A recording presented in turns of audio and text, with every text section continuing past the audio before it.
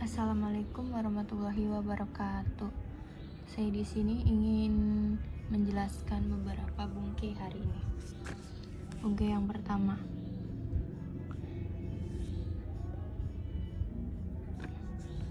Nani to, kata kerja. Nah, to di sini adalah pengulangan ya.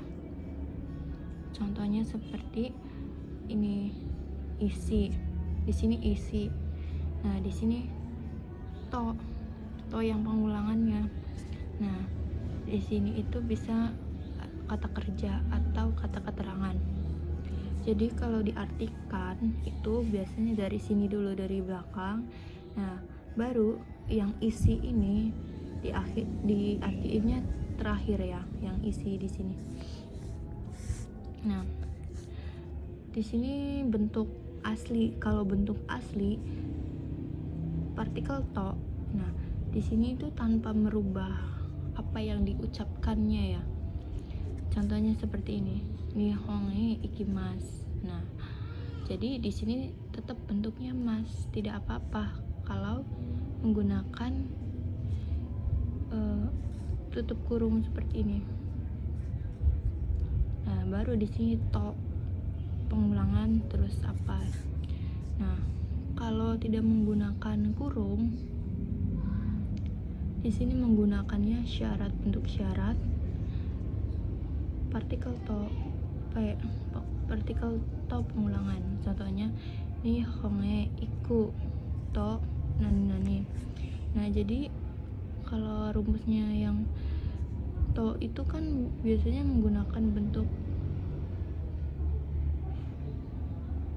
futsu ya. Futsu. Nah, di sini bisa kita menggunakan iku, jadi dirubah dulu ke bentuk futsu. Jadi bukan bentuk mas. Oke, mungkin yang nomor 2. Nani to imas atau to iyu. Nah, di sini artinya itu bisa berkata, katanya, bernama, dikatakan, dinamakan, mengatakan, atau disebut.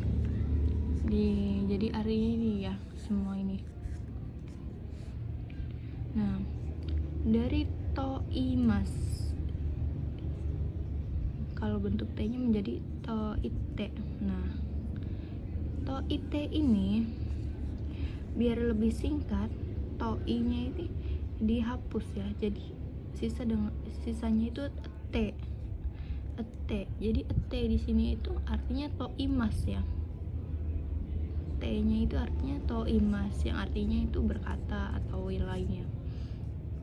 Nah, jadi kalau ada kalimat seperti nanate, nah itu artinya berkata apa? Karena ini artinya berkata ya, ini dari to imas, ete di sini. Nah, terus yang to imas di sini juga itu bisa berubah menjadi daete. Nah, daete di sini maknanya dari des. Danya itu dari des. Des to omoimas, to imas gitu. Jadi daete. Contohnya yasumi daate, artinya berkata libur. Mungkin yang nomor 3, to omoimas, artinya saya berpikir. Nah, saya di sini itu sebenarnya sesuai dengan kalimatnya. Kalau kalimatnya tidak ada subjek orang lain itu, nah berarti yang berpikir itu saya. Tapi kalau misalkan ada, misalkan contoh mirasang enggak, nah itu berarti mirasang yang berpikir. Tapi kalau misalkan kalimatnya nih, contohnya seperti ini, itu berarti saya yang berpikir. Yasumi da to omoimas, nah artinya saya pikir libur, seperti itu. Oke, yang nomor 4, to kangaimas. Nah, to kangaimas juga sama aja dengan to omoimas ya, di sini yang berpikir juga. Nah, nomor 5, nani to kikimas. Kikimas ini kan ada 2 arti. Artinya itu bertanya atau mendengar. Jadi ya 2 arti ini bisa bertanya. To kikimas itu bisa bertanya ataupun bisa mendengar.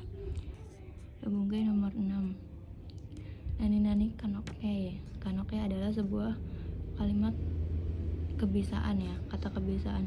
Contohnya imoto wa piano ga hikemas, artinya adik perempuan bisa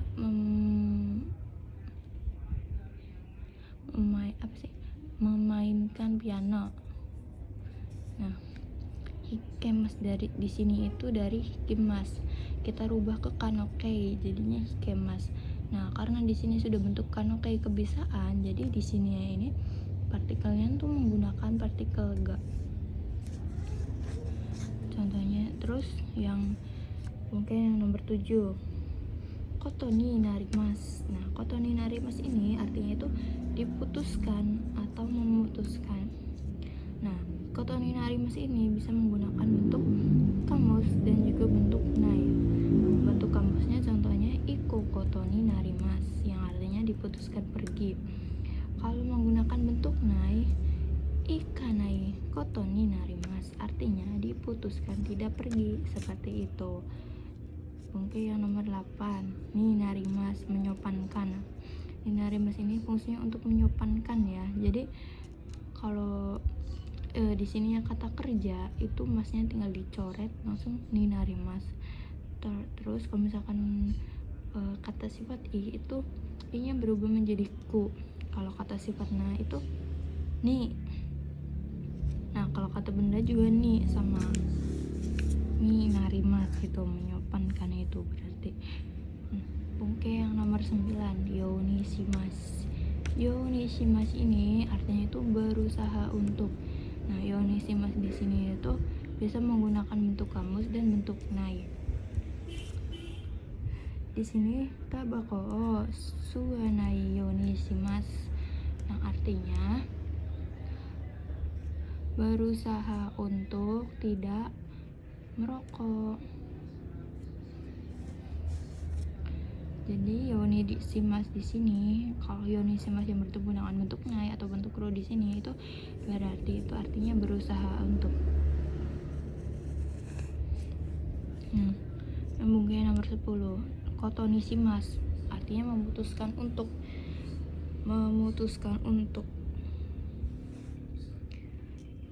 Di sini menggunakan kamus dan nai juga, bentuk nai juga.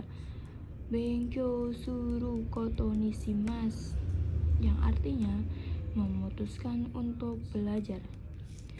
Benkyou shinai kotonishimas, yang artinya memutuskan untuk tidak belajar. Jadi yang bentuk kotonishimas ini artinya itu memutuskan untuk ya. Lanjut ke yang nomor 11. Nah, ini adalah sebuah bentuk menyopankan. Contohnya kata kerja.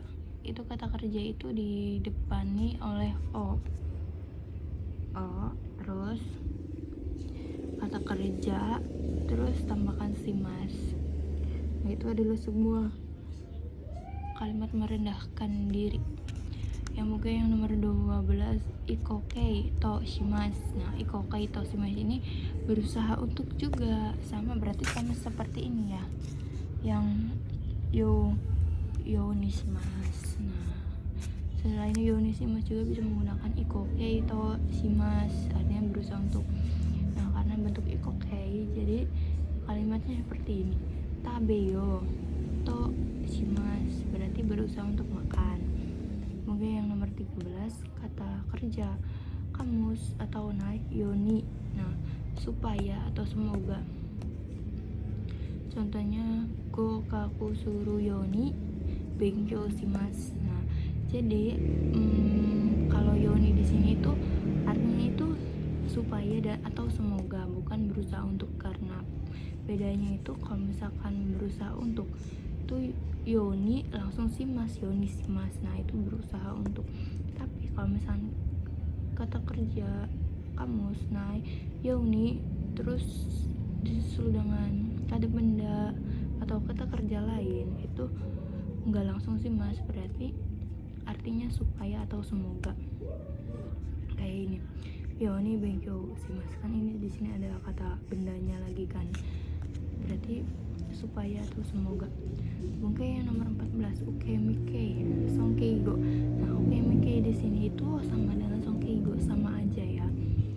Jadi ini untuk menghormati lawan bicara ya, seperti itu. Contohnya sensei wa gohan o taberaremasu. Nah, di sini tuh artinya itu tetap makan biasa aja, makan, bukan dimakan ya, bukan tapi makan biasa. Nah, jadi di sini itu bentuk yang ukeminya ini hanya sebuah menyopankan ini karena kita membicarakan sensei, seperti itu. Oke, sekian dulu penjelasan dari saya. Wassalamualaikum warahmatullahi wabarakatuh.